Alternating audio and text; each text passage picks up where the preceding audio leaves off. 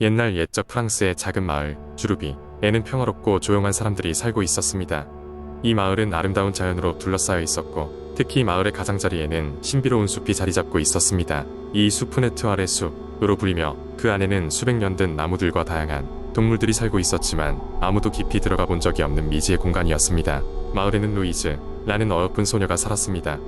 루이즈는 항상 호기심이 많아서 새로운 것에 도전하기를 좋아했습니다.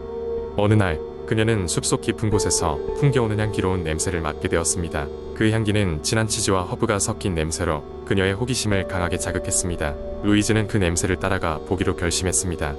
그래서 그녀는 친한 친구인 피에르에게 함께 가자고 요청했습니다. 피에르는 늘 루이즈의 모험을 함께하며 그녀를 돌봐주곤 했습니다. 두 사람은 각자 간단한 음식을 도시락에 싸고 숲속으로 향했습니다. 숲속은 예상보다 훨씬 깊고 울창했습니다. 오랜 시간 길을 따라가다 보니 마침내 루이즈와 피에르는 그 향기의 근원지를 찾게 됩니다. 그곳은 작은 잔디밭으로 중심에는 오래된 마법의 퐁듀 냄비가 걸려 있었습니다. 그 퐁듀는 계속해서 버블링 소리를 내며 금빛 치즈의 향기를 뿜어내고 있었습니다. 그들은 사방을 둘러보았으나 퐁듀를 지키는 사람은 아무도 없었습니다. 루이즈는 그 황금빛 치즈에 감탄하며 맛을 보고 싶다는 말을 했습니다. 피에르는 조금 망설였지만 결국에는 루이즈의 호기심을 그대로 두기로 했습니다. 그들은 퐁듀 냄비 가까이 다가가서 빵 한 조각을 치즈 속에 담갔습니다. 그 순간 숲속의 나뭇잎들이 사라지면서 푸른 빛의 요정 실베르가 나타났습니다. 실베르는 숲을 지키는 요정으로 마법의 퐁듀를 돌보는 임무를 맡고 있었습니다. 실베르는 루이즈와 피에르에게 분명한 경고를 했습니다. 이 퐁듀는 단순한 치즈가 아니라 숲의 평화와 연결되어 있단다. 누군가 부주의하게 이곳을 침범하면 숲의 균형이 무너질 수 있어. 루이즈는 요정에게 사과하며 자신들이 그런 의도가 아니었음을 강조했습니다. 그러자 실베르는 그들의 순수함을 인정하며 조건을 제시했습니다. 이 숲의 비밀을 알리는 대신 너희들이 특별한 임무를 수행해 주길 바란다. 이 숲에는 인간 세상에 퍼질 수 없는 비밀이 있어. 그 비밀은 자연과 인간의 조화를 이루는데 큰 기여를 할 수 있단다. 너희들이 이곳을 돌아다니며 사람들에게 사랑과 조화의 중요성을 전파해 주겠니? 루이즈와 피에르는 감사와 감격에 가득 찼고 실베르의 요청을 흔쾌히 받아들였습니다. 그들은 다시 마을로 돌아왔고 그날의 경험을 가슴 깊이 새겨두었습니다. 이후 그들은 마을을 비롯한 다른 지역까지 여행을 다니며 사람들에게 자연의 중요성과 조화로운 삶의 가치를 전파하며 살았습니다. 에투알의 숲과 마법의 퐁듀는 이후에도 오랫동안 그 자리에 남아 있었습니다. 숲의 비밀은 루이즈와 피에르처럼 마음이 순수한 사람들에게만 살며시 열렸다고 합니다. 그리고 그들은 어떤 모험가와 탐험가의 전설로 프랑스 전역에 걸쳐 입에서 입으로 전해지며 오랜 세월 기억 속에 남아 있었습니다. 두 번째 이야기, 옛날 옛적 푸른 숲의 가장자리에는 작은 마을이 있었으며 마을의 사람들은 자연의 선물을 받아 평화롭고 풍요롭게 살았습니다. 하지만 마을의 북쪽에는 아무도 감히 들어갈 엄두를 내지 못하는 신비로운 정원이 있었는데 이곳에는 아름다움의 절정을 자랑하는 장미들이 만발했습니다. 사람들은 이 정원을 마법의 정원이라 불렀고 그 장미들에는 특별한 힘이 있다고 믿었습니다. 마법의 장미 정원에 대한 전설은 오래전부터 전해 내려왔습니다. 전설에 따르면 이 장미는 진정한 사랑을 찾는 사람에게만 밝게 피어나며 길을 안내한다고 했습니다. 하지만 조건은 있었습니다. 꽃을 거꾸르는 사람은 반드시 자신의 진정한 마음을 시험받았고 거짓된 마음을 가진 자는 절대 장미를 가져갈 수 없다는 것입니다. 마을에는 미르라는 젊은 소녀가 살고 있었습니다. 미르는 어느 날 밤 꿈속에서 정원을 보게 되고 그녀는 그곳에서 불가사의한 일들을 경험합니다. 꿈에서 깬 미르는 그 꿈이 자신의 운명과 연결되어 있다고 느끼며 그녀의 진정한 사랑이 장미 정원과 연관되어 있다고 믿게 됩니다. 그녀는 정원으로 들어가기로 결심합니다. 두려움을 무릅쓰고 정원의 경계에 다다른 미르는 심장이 빠르게 뛰는 것을 느꼈습니다.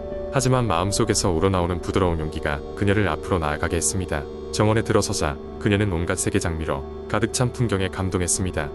그녀는 그곳에서 놀라운 아름다움을 감상하며 걸렀습니다.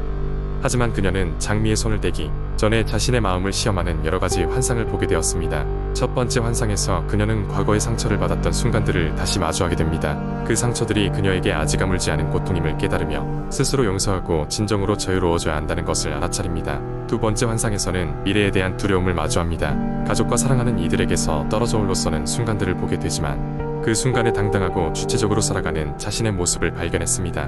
미르는 그에게 힘을 주는 것은 자신의 내면의 평화와 고요함이라는 것을 깨달았습니다. 마지막으로 그녀는 사랑하는 이를 잃을 두려움을 극복해야 했습니다.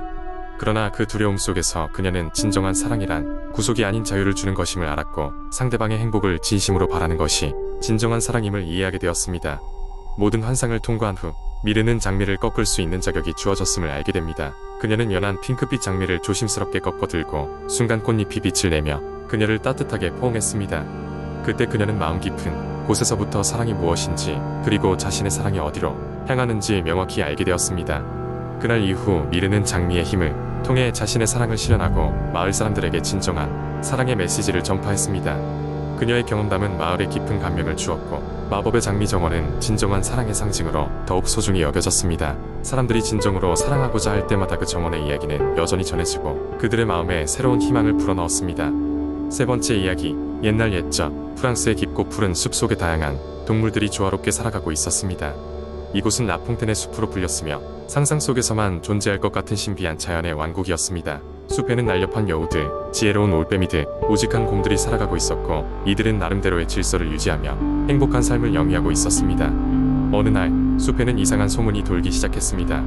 숲의 가장 깊은 곳에 살고 있는 신비로운 마법사가 숲의 평화를 위협하고 있다는 이야기였습니다. 마법사는 자신의 힘을 만천하에 드러내고 싶어 했고 이를 위해 숲의 평화를 깨뜨릴 계획을 세우고 있다는 것이었습니다. 이 소문을 들은 숲속의 동물들은 불안해졌습니다. 가장 나이 많고 현명하다는 올빼미가 밤마다 소집한 회의에서 모든 동물들이 한자리에 모였습니다. 여우가 먼저 나서서 말했습니다. 이 소문이 사실이든 아니든 우리 모두 숲을 지켜야 하지 않겠습니까? 곰이 이를 받았습니다. 우리가 협력한다면 어느 누구도 우리 숲을 해칠 수 없을 것입니다. 동물들은 마법사의 계획을 저지하기 위해 힘을 합치기로 결정하였습니다. 여우는 지혜와 전략을, 곰은 힘과 용기를, 올빼미는 지식을 나누어 줬습니다. 그리하여 동물들은 마법사가 살고 있다는 숲의 깊은 곳으로 향했습니다. 숲속에는 매일 밤 어두운 안개가 자욱했는데 동물들의 용기와 단합력이 그 어둠 속에서도 빛을 발했습니다. 좁고 위험한 길을 지나 험난한 강을 건너면서도 동물들은 서로를 지지하며 걸었습니다.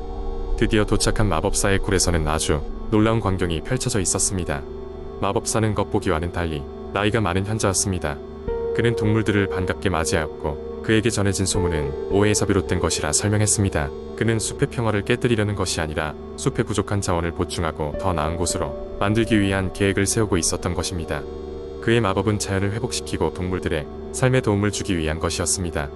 이를 알게 된 동물들은 안도하며 마법사를 오해했던 것을 사과했습니다. 마법사 또한 자신의 계획을 더 명확히 전달하지 못한 것을 미안하게 여기며 동물들과 협력하여 숲을 더 나은 곳으로 만들 것을 약속했습니다. 그때부터 라퐁텐의 숲은 이전보다 더 평화롭고 풍요로운 곳이 되었습니다. 동물들과 마법사는 서로를 이해하고 존중하는 법을 배웠으며 이 사건은 숲의 모든 주민들에게 중요한 교훈을 남겼습니다. 그리하여 라퐁텐의 숲은 지금도 여전히 전해지는 아름다운 이야기와 함께 평화로운 날들을 이어가고 있습니다. 네 번째 이야기, 옛날 옛적 프랑스의 작은 마을 근처에 맹렬히 빛나는 수정의 숲이 있었다고 한다. 이 숲은 1년 중 특정한 밤에만 그 진가를 발휘했는데 그때 수정을 통해 은빛 달빛이 반사되어 눈부시게 빛났기 때문이다. 그런 밤이 오면 마을 사람들은 숲 근처에 모여 축제를 벌였다. 그들은 놀라운 빛의 춤을 보며 노래하고 춤췄다. 그러던 어느 날 한 소녀가 수정의 숲으로 사라졌다고 한다. 소녀의 이름은 클라라였고 그녀는 마을에서 가장 호기심이 많은 아이였다. 그날 밤도 클라라는 아름다운 수정에 숲에 감탄하여 좀 더 가까이 다가가 보고 싶었다. 그러나 이내 숲의 신에게 붙잡히게 되었다. 이 신은 숲을 지키며 인간의 탐욕을 경계하고 있었다. 클라라가 숲의 신과 대화를 나누던 중 피노키오란 목각 인형이 그곳을 지나가고 있었다. 피노키오는 거짓말을 하여 코가 길어지는 마법에 걸렸지만 그의 순수한 심성 덕분에 날마다 새로운 모험을 떠나는 중이었다. 피노키오는 클라라가 위험에 처했다는 소식을 듣고 도움을 주기로 했다. 피노키오는 곧장 숲의 깊은 곳으로 들어가 클라라를 찾아 나섰다. 그의 코가 길어질 때마다 그는 수정의 아름다움을 감탄하며 수많은 새들과 이야기하였다. 새들은 피노키오에게 클라라가 있는 방향을 알려주었고 숲의 신도 그를 막지 않았다. 마침내 피노키오는 숲의 가장 깊은 곳에서 클라라와 숲의 신을 만났다. 숲의 신은 클라라에게 인간의 탐욕이 이곳에서 허용되지 않을 것임을 경고하고 있었다. 피노키오는 자신의 이전 경험을 이야기하며 인간에게는 고치고 성장할 기회가 필요함을 설명했다. 피노키오의 진심 어린 설득에 감동한 숲의 신은 클라라를 놓아주기로 결정했다. 다만 클라라는 마을로 돌아가기 전에 배우고 온 기회를 사용하여 사람들에게 자연과의 조화로운 삶의 중요성을 알리겠다고 약속했다. 이후 클라라는 마을에 돌아와 숲의 신을 아는 사람들과 함께 환경보호에 대한 중요성을 전파하기 시작했고 마을 사람들은 수정의 숲을 더 이상 무분별하게 접근하지 않기로 했다. 피노키오는 또 하나의 보람찬 모험을 마무리하고 다른 곳으로 떠났다. 그 후로도 피노키오와 클라라의 이야기는 프랑스의 많은 마을에서 전해져 내려왔으며 사람들은 자연을 존중하고 조화롭게 살아가는 방법을 배우는 계기가 되었다고 한다.